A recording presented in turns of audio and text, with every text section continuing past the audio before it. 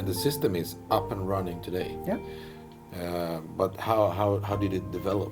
I'm curious about the steps. So what did you do first? What did we do first?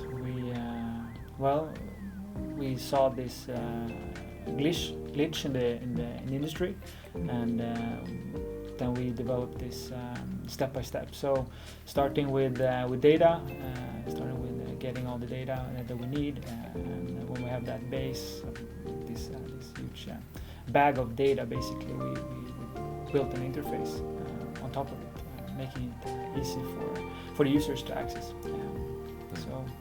And the steps are quite many, so I could sit here for a long time and go through all steps. but in general, basic, it's kind of what we did. Or have I missed something? What do you?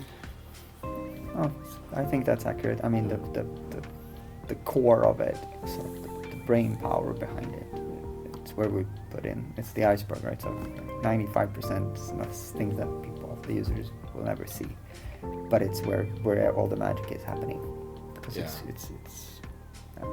it's been put in a lot of effort, not only to make it accurate but also relevant and cost efficient.